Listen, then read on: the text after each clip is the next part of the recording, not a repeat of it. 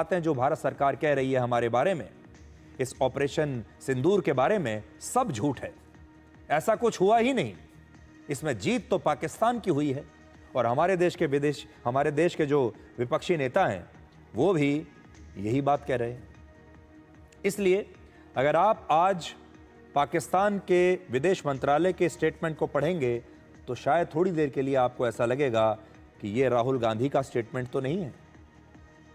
आज विदेश मंत्री डॉक्टर एस जयशंकर ने एक बार फिर से विपक्ष को यह बताया कि वो कान खोलकर सुन लें कि 22 अप्रैल से लेकर 16 जून तक प्रधानमंत्री मोदी और राष्ट्रपति ट्रंप के बीच एक बार भी बातचीत नहीं हुई।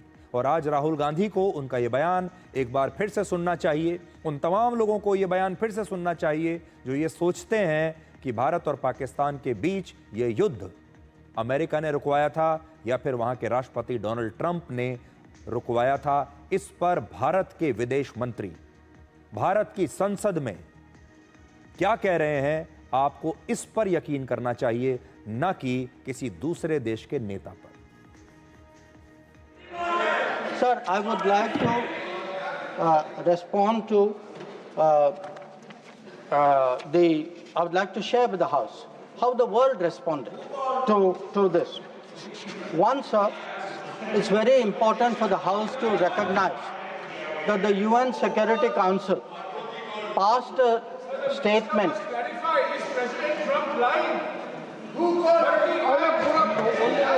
Please. Mr. Jairam Ramesh, please take your seat. Jairam Ramesh, sorry sir, I should address the remarks to you. Please.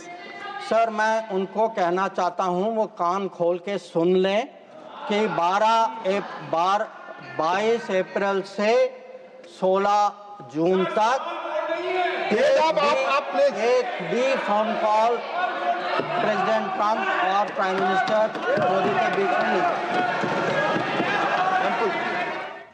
Doctor S Jaishankar ज़्यादातर अंग्रेज़ी में ही बात करते हैं और अंग्रेज़ी में ही अपना जवाब या भाषण भी देते हैं। लोकसभा में भी ऐसा ही कर रहे थे, लेकिन आज उन्हें लगा कि विपक्ष को हिंदी में समझाना ज़रूरी है और आज डॉक्टर जयशंकर जैसे नेता ने भी हिंदी में कांग्रेस को ये समझा दिया कि आप हिंदी में कान खोलकर ये बात सुन लीजिए कि अमेरिका के राष्ट्रपति ट्रंप और भारत के प्रधानमंत्री मोदी के बीच इस समय काल में एक बार भी कोई बातचीत नहीं हुई है। अब आप सोचिए, हमारे देश के जो नेता हैं, राहुल गांधी के बाकी के जो सहयोगी हैं उन्हें डोनाल्ड ट्रंप पर यकीन है, पाकिस्तान जो कह रहा है उस पर यकीन है, लेकिन भारत के विदेश मंत्री एक शपथ के साथ राज्यसभा में, लोकसभा में खड़े होकर जो बात कह रहे हैं उस पर यकीन नहीं है।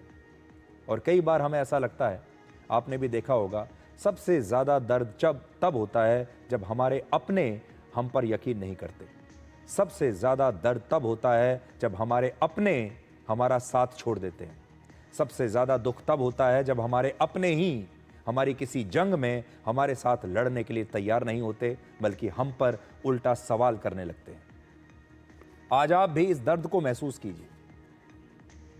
पहलगाम में हमारे देश के 26 लोगों के साथ जो कुछ हुआ, पहलगाम में जो 26 परिवार बर्बाद कर दिए गए इन आतंकवादियों द्वारा, आज सोचिए उन पर क्या बीतती होगी।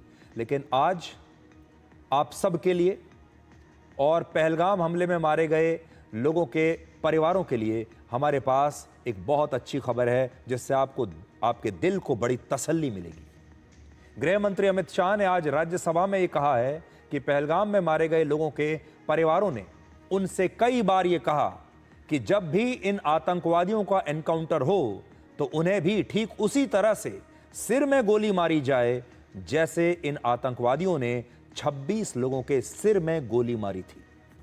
और आज अमित शाह ने पूरे देश को यह बताया है कि ऑपरेशन महादेव के जरिए पहलगाम के तीनों आतंकवादियों को उसी तरह से सिर में गोली मारी गई। यानी भारत की सेना ने आतंकवादियों के सिर में गोली का जो जवाब सिर में गोली मारकर ही दिया है। और आज आप सबके दिल को इससे बहुत तसल्ली मिलेगी जब आप भारत के गृह मंत्री का ये बयान सुनेंगे।